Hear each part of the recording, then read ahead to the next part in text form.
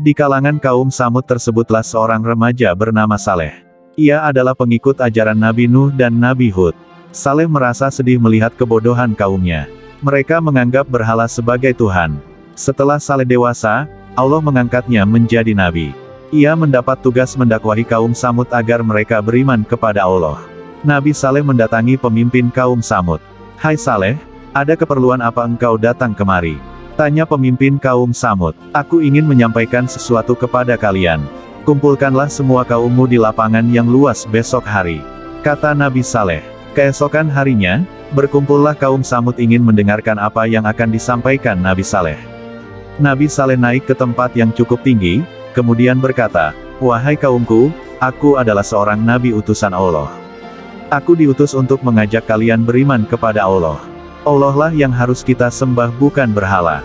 "Hai Saleh, betapa beraninya engkau melarang kami menyembah berhala," kata mereka. "Wahai kaumku, apakah kalian tidak berpikir bahwa berhala yang kalian sembah itu hanyalah sebongkah batu yang kalian buat sendiri?"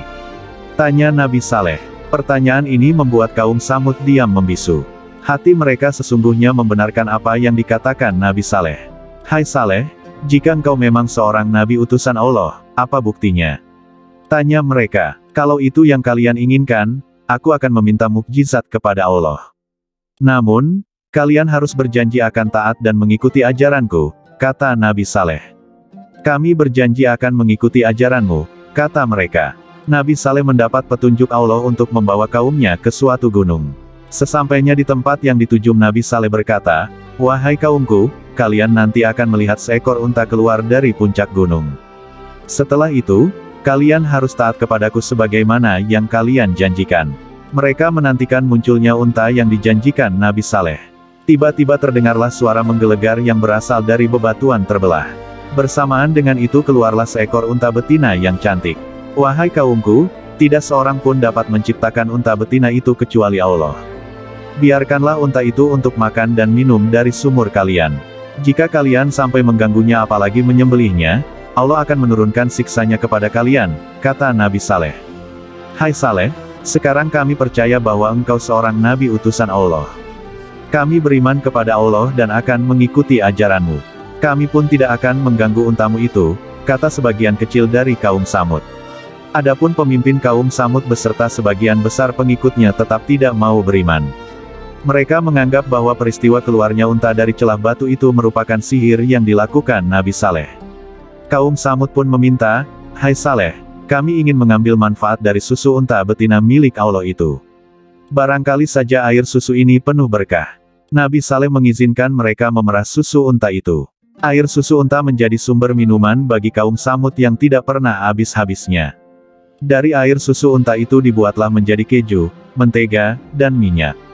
Kaum Samud menyayangi unta itu karena unta itu menjadi sumber makanan dan minuman mereka. Sejak ada unta tersebut, orang-orang yang menjadi pengikut Nabi Saleh semakin bertambah.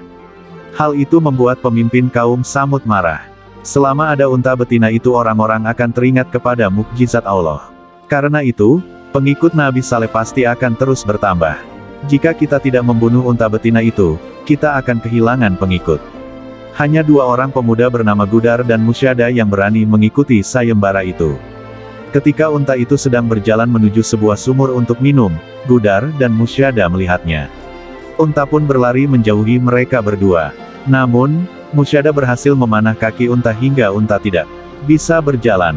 Lalu, Gudar melepaskan pedangnya pada leher unta. Unta merasa, mungkin inilah saat kematiannya.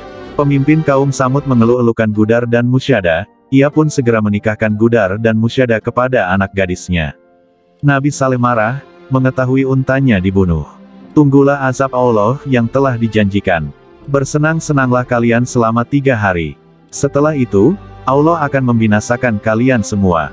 Penangguhan waktu yang diberikan Nabi Saleh selama 3 hari adalah untuk memberi kesempatan kepada kaum Samud bertobat, tetapi, kesempatan itu malah digunakan mereka untuk menyusun rencana membunuh Nabi Saleh dan pengikutnya. Sebelum mereka melaksanakan niat jahatnya itu, Allah menurunkan azabnya.